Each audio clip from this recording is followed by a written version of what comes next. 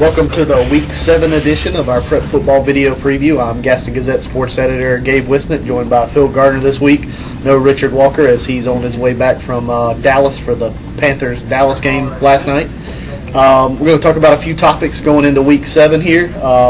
First of which, South Point goes to Hunter Huss. Obviously, if there was favorites in high school football, South Point would be favored in that game. But can Huss hang with them? Can they win on their home field? I say why not? They've got one of the best running quarterbacks in the league, Marshall Williams. He's been on fire, especially as of late. He's leading the league in rushing yards per game, 134.5 yards a game. He's just been unstoppable. And if he gets going, I think Huss has a very good chance. But keep in mind, South Point's defense has been incredible. Friday against Kings Mountain held them to 83 yards. It's really hard to tell, what that game would have been like had it not been in the rain. But I tell you what, South Point defense was impressive, nevertheless. So let's see which side wins out this week.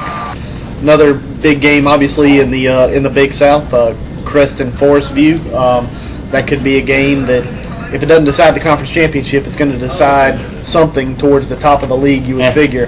What do you feel like the keys to that game, specifically for Forest View, to try to come out with a win? Well, first of all, I do give Forest View a chance. A lot of people didn't earlier in the year, but I think the first key for them is to continue to be mistake-free, because that's really what's gotten them to this point. I looked at the stats. The last 4 games, they've only had 1 turnover through the entire 4 games. Wow. That's a +9 turnover ratio, and that's why they've been so solid. And their opponents haven't had a chance because they've been so mistake-free. So if they can keep that up, they got a chance. Number 2, the guy's top Reggie Wilkins. The quarterback for Crest, we know, is a big-time playmaker. He can get free at any point to make a big-time play, and if Forest View doesn't keep it under wraps, then obviously Crest will have the advantage there. And finally, the Southern Piedmont, with one more week before conference play kicks off, a considerable amount have some non-conference games going. Talk about those matchups, and what do you feel like is one of maybe some key matchups in the Southern Piedmont for non-conference games? I think by far Bessemer City and Lincoln have the toughest matchups as they get ready for the conference schedule. Bessemer City goes to Sun Valley. That was a game they didn't really want to schedule, but they had to come up with somebody, and that's all they could find.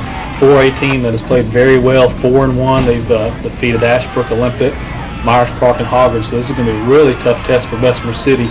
It's going to be back-to-back tough weeks because their conference opener next week is against East Lincoln.